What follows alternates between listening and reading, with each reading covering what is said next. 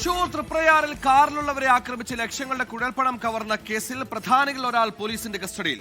കയ്പമംഗലം സ്വദേശി ശർമ്മയാണ് ഇരിങ്ങാലക്കുട ഡിവൈഎസ്പിയുടെ നേതൃത്വത്തിലുള്ള പ്രത്യേക അന്വേഷണ സംഘം കസ്റ്റഡിയിലെടുത്തത്. കവർച്ചാ സംഘത്തിലുള്ളവരെ മുഴുവൻ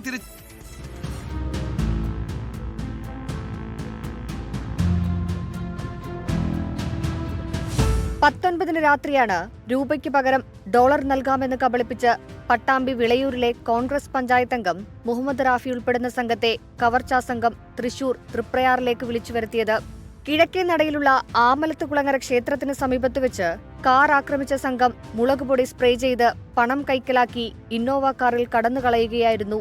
ഇരിങ്ങാലക്കുട ഡിവൈഎസ്പിയുടെ നേതൃത്വത്തിൽ രൂപീകരിച്ച പ്രത്യേക അന്വേഷണ സംഘം ഇന്നലെ രാവിലെ തന്നെ പ്രതികൾ സഞ്ചരിച്ച ഇന്നോവ കാർ വലപ്പാട് നിന്ന് കണ്ടെത്തിയിരുന്നു.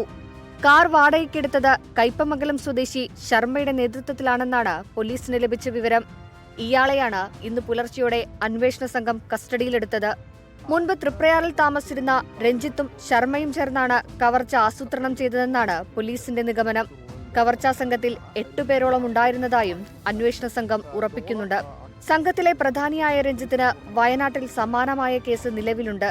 കവർച്ച ചെയ്ത പണം രഞ്ജിത്തിന്റെയും മറ്റ് സംഘാംഗങ്ങളുടെയും പക്കലാണെന്നാണ് ശർമ്മ പോലീസിന് നൽകിയിരിക്കുന്ന മൊഴി.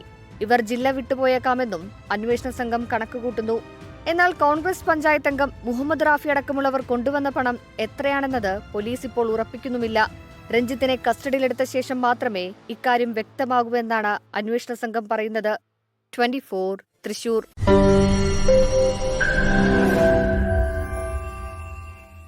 ലോകത്തെവിടെയായാലും ഏത് സമയത്തും 24 വാർത്തകളും ഓഗ്മെന്റഡ് റിയാലിറ്റി പാക്കേജുകളും എക്സ്പ്ലെയിനറുകളും വിശദമായി കാണാൻ ഞങ്ങളുടെ യൂട്യൂബ് ചാനൽ നിങ്ങൾക്ക് സബ്സ്ക്രൈബ് ചെയ്യാം.